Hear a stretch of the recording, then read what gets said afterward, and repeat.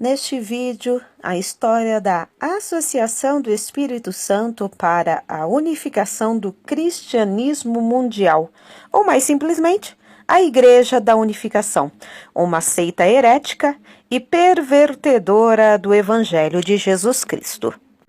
Seja bem-vindo ao Diário Pentecostal Historiando, análise histórica e crítica sobre o movimento pentecostal brasileiro. Se inscreva no canal e siga nossas redes sociais.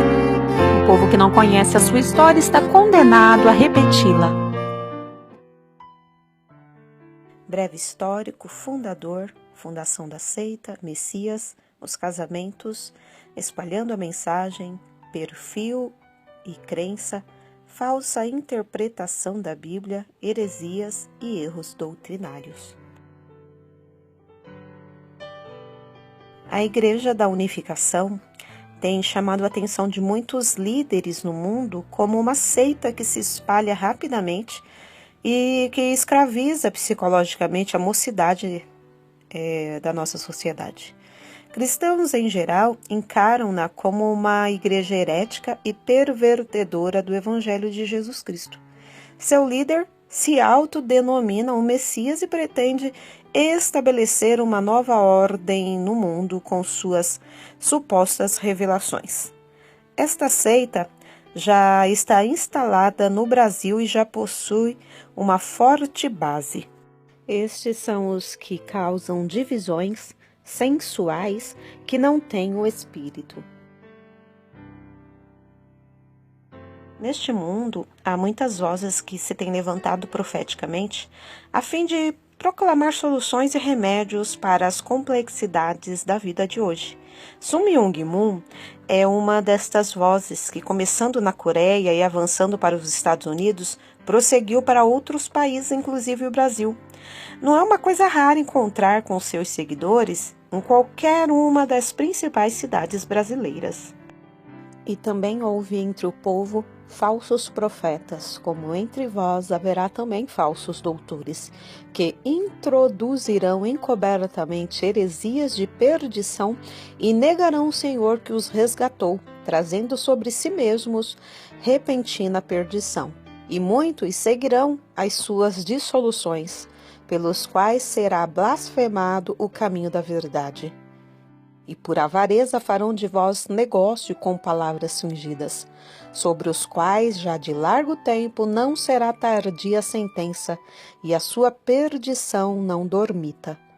Pelo que também na Escritura se contém: eis que ponho em Sião a pedra principal da esquina, eleita e preciosa, e quem nela crer não será confundido.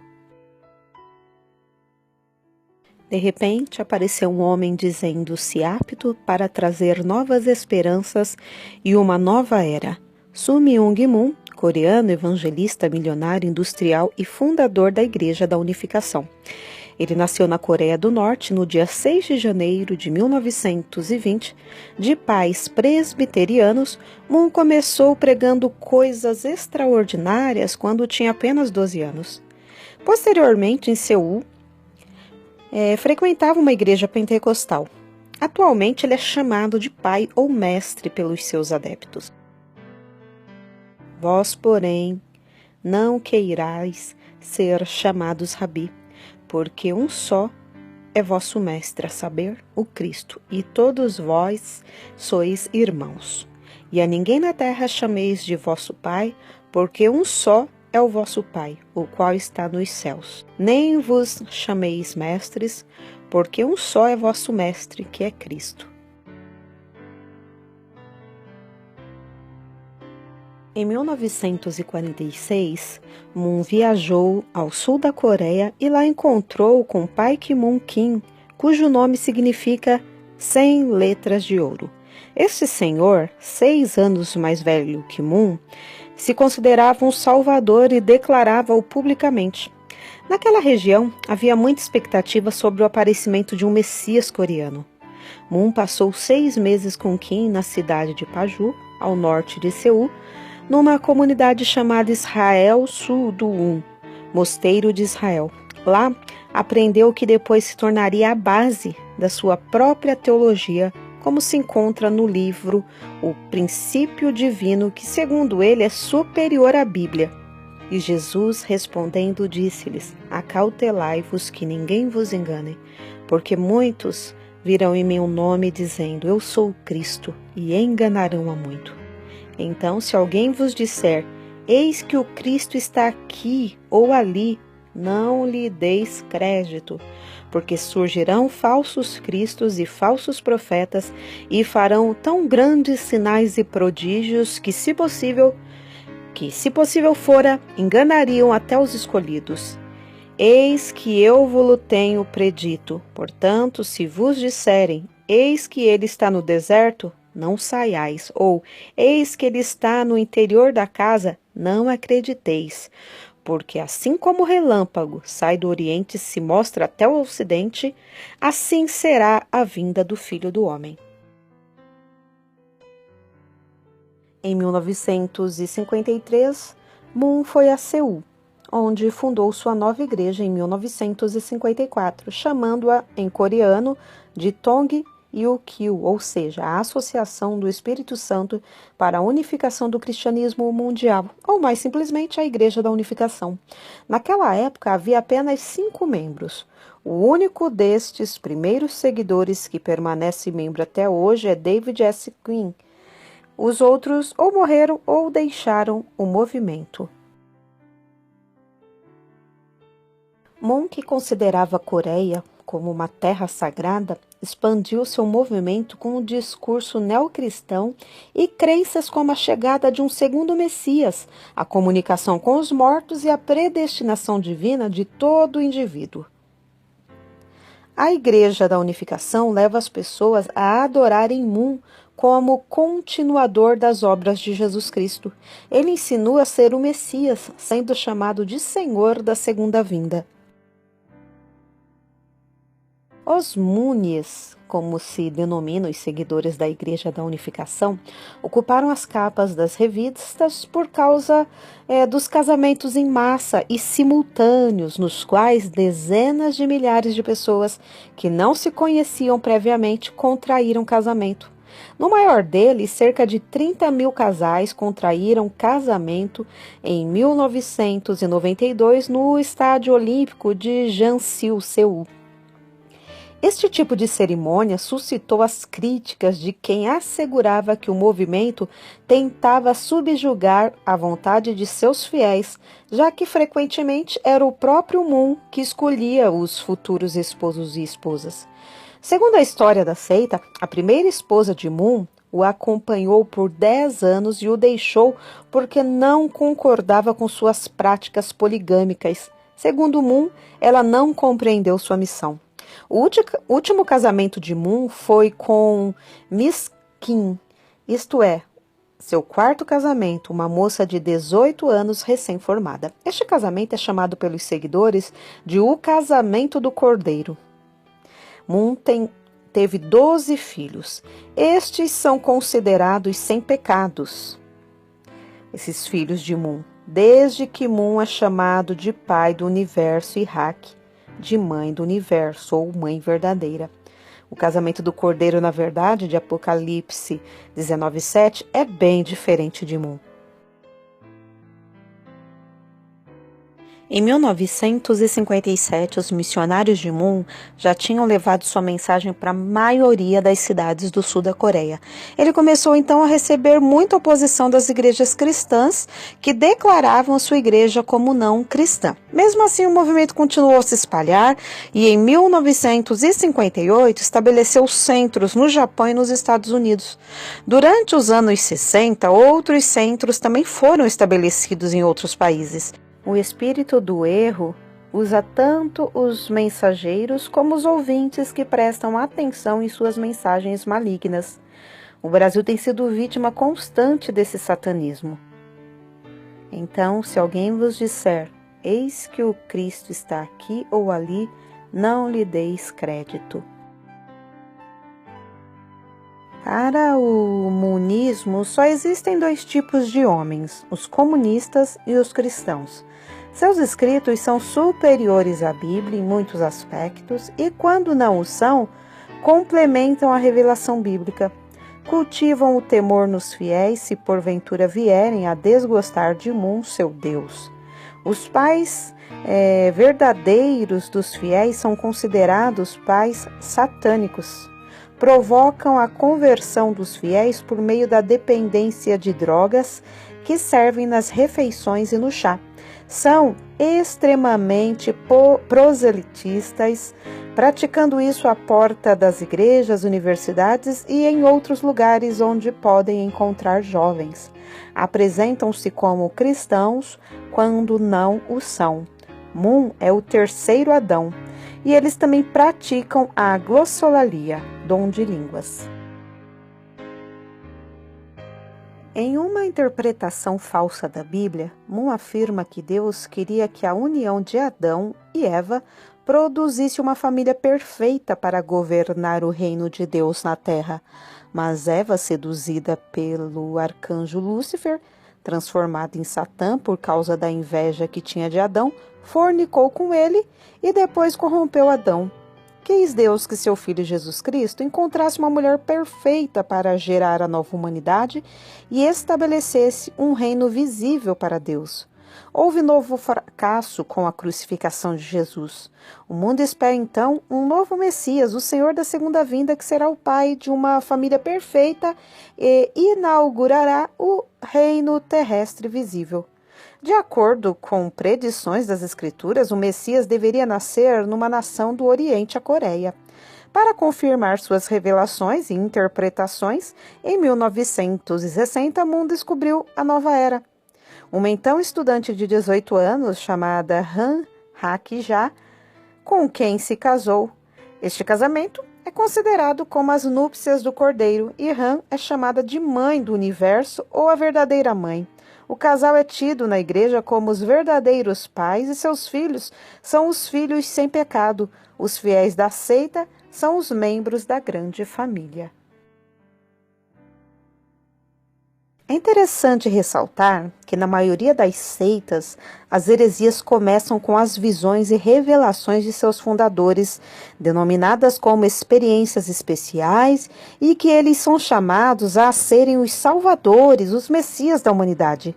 Assim foi com o Mun. Outros anteriores e posteriores e tantos quantos surgirem. Eles sempre têm uma nova revelação além da Bíblia.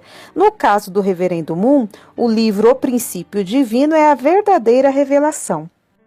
Dizem que a positividade e a negatividade básicas de Deus são os atributos essenciais de seu caráter e forma.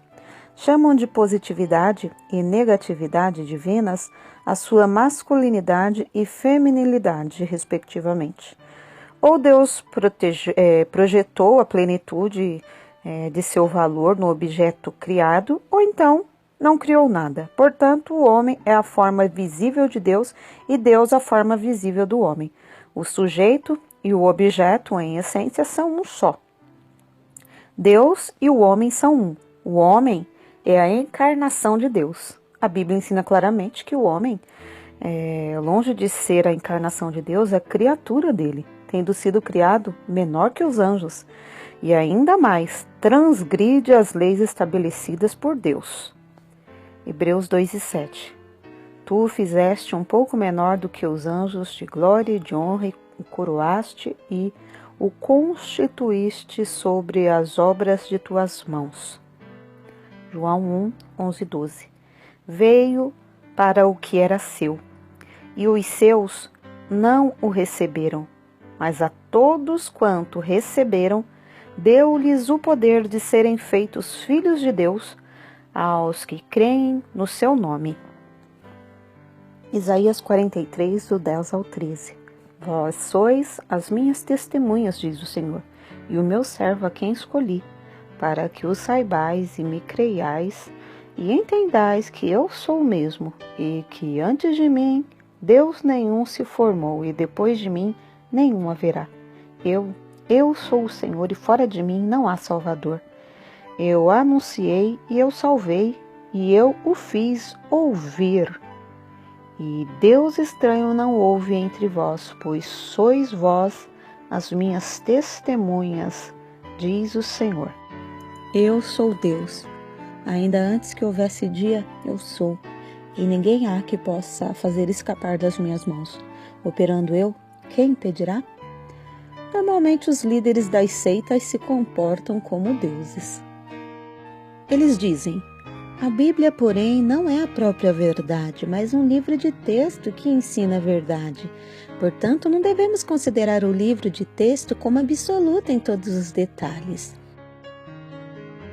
É inspirada por Deus e útil para o ensino, para a repreensão, para a correção, para a educação na justiça, a fim de que o homem de Deus seja perfeito e perfeitamente habilitado para toda a boa obra. 2 Timóteo 3, 16 e 17. Toda a palavra de Deus é pura, escudo é para os que confiam nele. Nada acrescentes às suas palavras, para que não te repreenda e sejas achado mentiroso. Provérbios 35 e 6. Examinai as Escrituras, porque vós cuidais ter nelas a vida eterna, e são elas que de mim testificam. João 5 e 39. Amados, não creiais em todo espírito, mas provai se os espíritos são de Deus, porque já muitos falsos profetas se têm levantado no mundo. 1 de João 4 e 1. Pelo que também damos sem cessar graças a Deus, pois havendo recebido de nós a palavra da pregação de Deus, a recebestes não como palavra de homens, mas segundo na verdade, como palavra de Deus, a qual também opera em vós os que crestes. 1 de Tessalonicenses 2 e 3.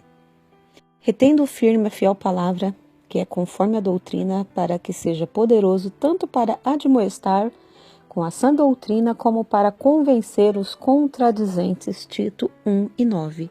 Porque a palavra de Deus é viva e eficaz e mais penetrante do que qualquer espada de dois gumes, e penetra até a divisão da alma e do espírito e das juntas e medulas, e é apta para discernir os pensamentos e intenções do coração.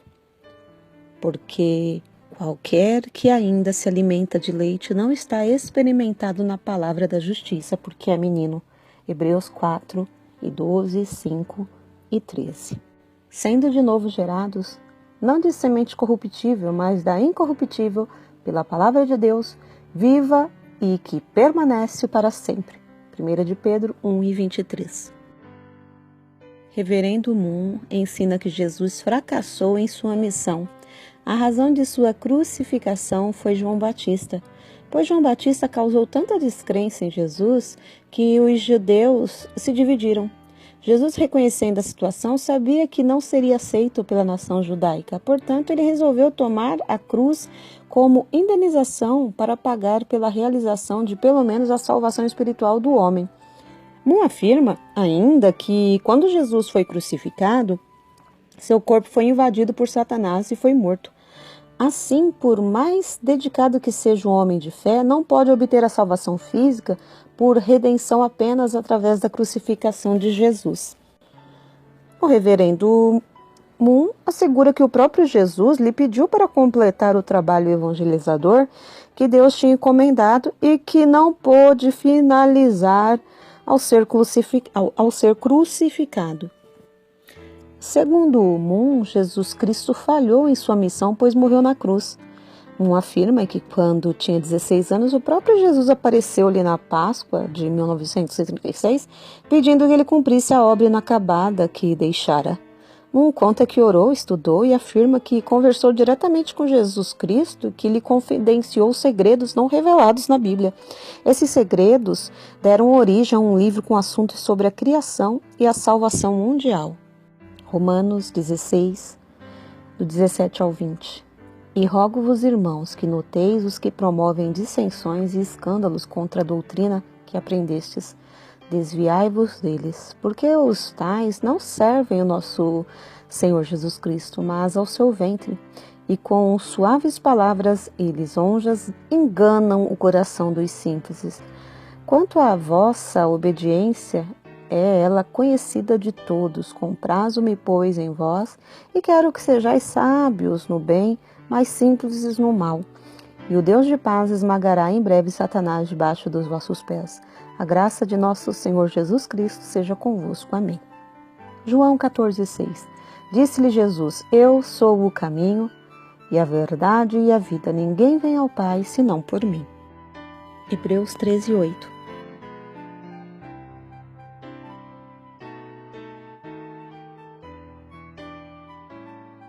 João 10, do 41 ao 42. E muitos iam ter com ele e diziam: Na verdade, João não fez sinal algum, mas tudo quanto João disse deste era verdade, e muitos ali creram nele. Mateus 21 e 32. Porque João veio a nós no caminho de justiça, e não o crestes, mas os publicanos e as meretrizes o creram. Vós, porém, vendo isso, nem depois vos arrependestes para o crer. Colossenses 1, do 13 ao 20. Ele nos tirou da potestade das trevas e nos transportou para o reino do Filho do seu amor, em quem temos a redenção pelo seu sangue, a saber, a remissão dos pecados, o qual é a imagem do Deus invisível, o primogênito de toda a criação, porque nele foram criadas todas as coisas que há nos céus e na terra, visíveis e invisíveis, sejam tronos, sejam dominações, sejam principados, sejam potestades, tudo foi criado por ele e para ele. E ele é antes de todas as coisas, e todas as coisas subsistem por ele. E ele é a cabeça do corpo da igreja, é o princípio e o primogênito dentre os mortos, para que em tudo tenha a preeminência, porque foi do agrado do Pai que toda a plenitude nele habitasse, e que, havendo por ele feito a paz pelo sangue da cruz, por meio dele, reconciliasse consigo mesmo todas as coisas, tanto as que estão na terra como as que estão nos céus. Toda seita que considera como autoridade outras fontes além da Bíblia possui uma coletânea de heresias. Essas heresias estão inseridas nas atitudes de seus adeptos, que normalmente obedecem cegamente o texto sagrado de seus líderes. Estão preparados para bombardear qualquer um que se opor às ideias de seus líderes com os seus decorebas. Além de Jesus não ser considerado como Deus, o próprio Deus é entendido em termos da doutrina masculina-feminina de Moon. Portanto, deve haver uma verdadeira mãe para acompanhar o verdadeiro pai para gerarem filhos de bondade. Esta verdadeira mãe seria o Espírito Santo. Basta examinar os textos originais do Novo Testamento para mostrar que o Espírito Santo referido em João 14, 26 e 16 e 7, na terceira pessoa no masculino, nega qualquer associação inventada com uma verdadeira mãe. Mas aquele Consolador, o Espírito Santo, que o Pai enviará em seu nome, vos ensinará todas as coisas e vos fará lembrar de tudo quanto vos tenho dito. João 14, 26. Todavia digo-vos a verdade, que vos convém que eu vá, porque se eu não for, o Consolador não virá a vós, mas se eu for, enviar-vos-ei. João 16, 7. Eles dizem: precisamos compreender que pela crucificação, Deus e Jesus perderam tudo. No momento da crucificação não havia nada ali, nada, nem a família, nada, nem o cristianismo. Não houve redenção nem salvação e também não ocorreu ali o início do cristianismo. Então, na cruz não foi efetuada a salvação. Os caminhos do mundo de Mu. Existem inúmeras passagens nas Escrituras que nos ensinam que no Calvário Cristo realizou plenamente a redenção, que ali se cumpriu a velha aliança e que Jesus fez a purificação dos pecados e se tornou a propiciação pelos nossos pecados, não somente pelos nossos próprios, mas ainda pelos do mundo inteiro. Hebreus 1 e 3. O qual, sendo o resplendor da sua glória e a expressa imagem da sua pessoa e sustentando todas as coisas pela palavra do seu poder, havendo feito por si mesmo a purificação dos nossos pecados, assentou-se à destra da majestade nas alturas. João 19:30. E quando Jesus tomou o vinagre, disse: está consumado, e inclinando a cabeça entregou o Espírito. Hebreus 10 e 14, porque com uma só oblação aperfeiçoou para sempre os que são santificados. Colossenses 1 e 20, e que, havendo por ele feito a paz pelo sangue da cruz, por meio dele reconciliasse consigo mesmo todas as coisas, tanto as que estão na terra como as que estão no céu. 1 Coríntios 1, 18, 23 e 25. Porque a palavra da cruz é loucura para os que perecem, mas para nós que somos salvos é o poder de Deus. Mas nós pregamos a Cristo crucificado, que é escândalo para os judeus e loucura para os gregos, porque a loucura de Deus é mais sábia do que os homens, e a fraqueza de Deus é mais forte do que os homens. Colossenses 2, 9 e 10. Porque nele habita corporalmente toda a plenitude da divindade, e estais perfeito nele, que é a cabeça de todo principado e potestade. Segundo Moon, Adão fracassou porque teve relações sexuais com Eva fora do mandamento de Deus, gerando filhos da queda. O plano era gerar filhos sem pecados. Adão deveria ter um substituto que seria Jesus, se este, por acaso, se casasse e desse origem à nova humanidade sem pecado. Deveria constituir uma família com filhos perfeitos, mas também fracassou. Agora veio o terceiro Adão como solução para a humanidade. Uma nova geração através do papai e mamãe Moon. Sun Myung Moon é Deus e continuador da obra inacabada de Jesus, segundo eles. Para o homem e para Deus só existe vitalidade e alegria se lhe é dada uma parceira que ele ame de todo o coração e de quem receba amor. João Batista alimentava dúvidas a respeito de Jesus Cristo, por isso abandonou-o, seguindo seu próprio caminho. Deus nunca quis um Messias que sofresse e morresse. A prova disso é o sofrimento de Jesus na cruz.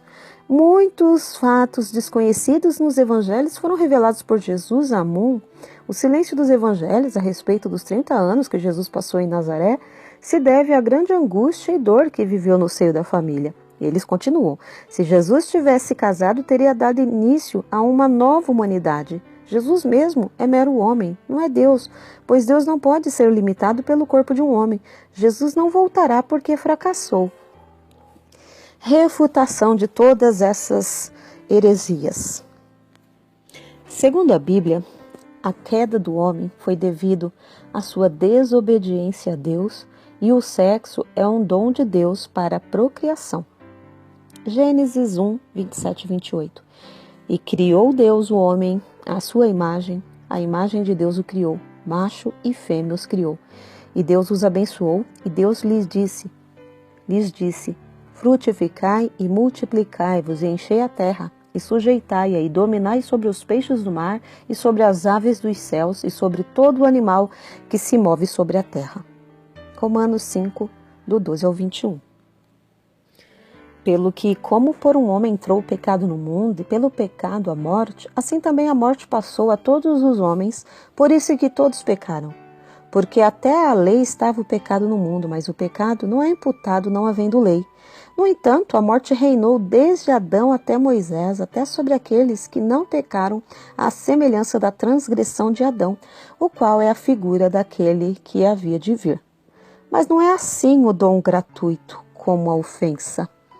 Porque se pela ofensa de um morreram muitos, muito mais a graça de Deus e o dom pela graça, que é de um só homem, Jesus Cristo, abundou sobre muitos. E não foi assim o dom como a ofensa, por um só que pecou, porque o juízo veio de uma só ofensa, na verdade, para condenação, mas o dom gratuito veio de muitas ofensas para justificação. Porque se pela ofensa de um só a morte reinou por esse, muito mais os que recebem a abundância da graça e do dom da justiça reinarão em vida por um só, Jesus Cristo. Pois assim como por uma só ofensa veio o juízo sobre todos os homens para a condenação, assim também por um só ato de justiça veio a graça sobre todos os homens para a justificação de vida. Porque como pela desobediência de um só homem muitos foram feitos pecadores, assim pela obediência de um, muitos serão feitos justos. Veio, porém, a lei para que a ofensa abundasse, mas onde o pecado abundou, superabundou a graça, para que assim como o pecado reinou na morte, também a graça reinasse pela justiça para a vida eterna, por Jesus Cristo nosso Senhor. Efésios 2, do 1 ao 10. E vos vivificou, estando vós mortos em ofensas e pecados, em que noutro tempo andaste segundo o curso deste mundo, segundo o príncipe das potestades do ar, do espírito que agora opera nos filhos da desobediência, entre os quais todos nós também antes andávamos nos desejos da nossa carne, fazendo a vontade da carne e dos pensamentos, e éramos por natureza filhos da ira, como os outros também. Mas Deus, que é riquíssimo em misericórdia, pelo seu muito amor com que nos amou, estando nós ainda mortos em nossas ofensas, nos vivificou juntamente com Cristo. Pela graça sois salvos, e nos ressuscitou juntamente com Ele, e nos fez assentar nos lugares celestiais em Cristo Jesus, para mostrar nos séculos vindouros as abundantes riquezas da sua graça, pela sua benignidade para conosco em Cristo Jesus. Porque pela graça sois salvos por meio da fé. E isso não vem de vós, é dom de Deus. Não vem das obras para que ninguém se glorie, porque somos feitura sua, criados em Cristo Jesus para as boas obras, as quais Deus preparou para que andássemos nelas.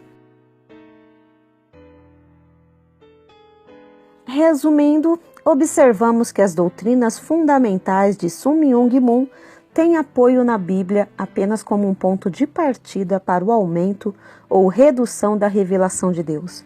Assim ele cria suas crenças. Quando conveniente, cita a Bíblia para tentar apoiar suas doutrinas.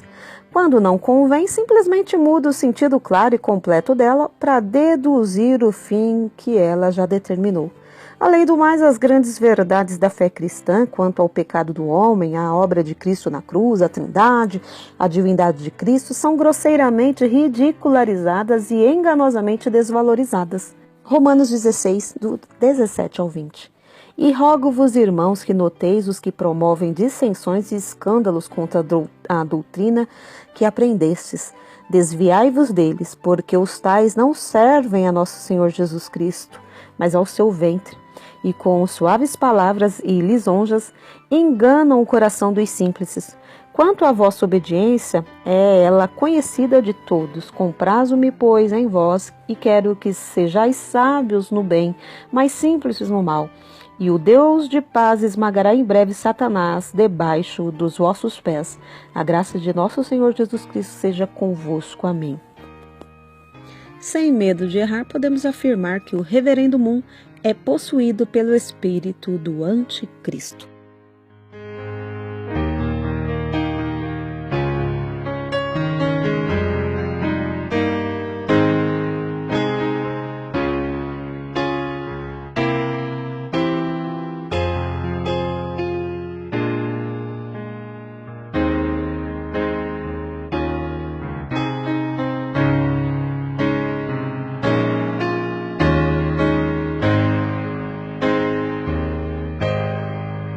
Porque nada podemos contra a verdade, senão pela verdade. Segunda carta aos Coríntios 13 e 8. Se você gostou do conteúdo deste vídeo, se inscreva no canal, deixe o seu joinha, compartilhe e ative o sininho para receber do YouTube as notificações dos novos vídeos.